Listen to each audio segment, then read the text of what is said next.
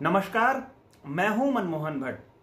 BJP की डूबती नैया को पार लगाने के लिए प्रधानमंत्री नरेंद्र मोदी उत्तराखंड में दौरे कर सकते हैं। उत्तराखंड में प्रधानमंत्री नरेंद्र मोदी देवप्रयाग में गंगा आरती में शामिल हो सकते हैं। इस तरीके के संकेत, इस तरीके की जानकारियां बीजेपी हेडक्वार्टर की तरफ से मिल रही हैं।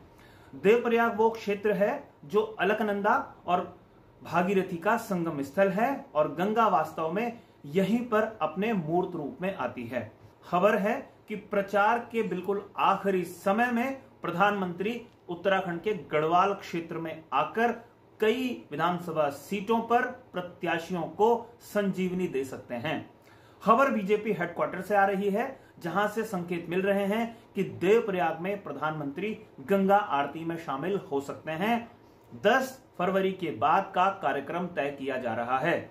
14 फरवरी को उत्तराखंड में मतदान होना है और देवप्रयाग में अगर गंगा में प्रधानमंत्री अपनी आस्था दिखाते हैं तो देवप्रयाग विधानसभा के साथ साथ श्रीनगर विधानसभा, पौड़ी विधानसभा को भी वो सीधे तौर पर प्रभावित करेंगे, नरेंद्र नगर विधानसभा को भी प्रभावित करेंगे, टिहरी गढ़वाल को भी वो प्रभावित करेंगे और साथ साथ ऋषिकेश की विधानसभा को भी प्रभावित कर सकते हैं।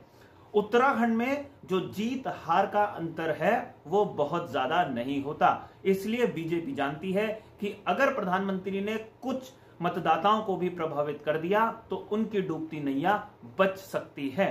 प्रधानमंत्री के दौरे को अंतिम रूप दिया जा रहा है। प्रधानमंत्री गढ़वाल क्षेत्र के अलावा कुमाऊं क्षेत्र के कुछ हिस्सों का भी इसी तरीके से भ्रमण कर संदेश दे सकते हैं।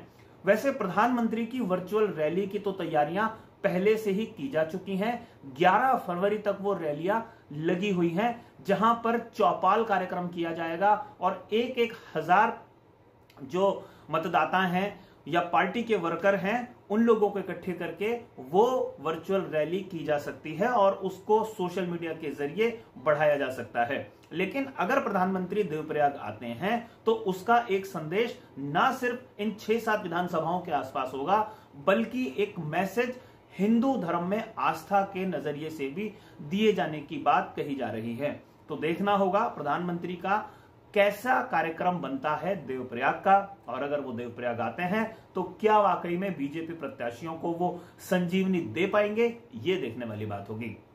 साथियों, आपको हमारी ये रिपोर्ट कैसी लगी हमें जरूर बताइएगा, और अगर आपको ये रिपोर्ट पसंद आई हो तो इसे लाइक कीजिए, इसे शेयर कीजिए, अपने मित्रों को भेजिए। अगली रिपोर्ट में आपसे एक बार फिर मुलाकात होगी, तब तक के लिए नमस्कार।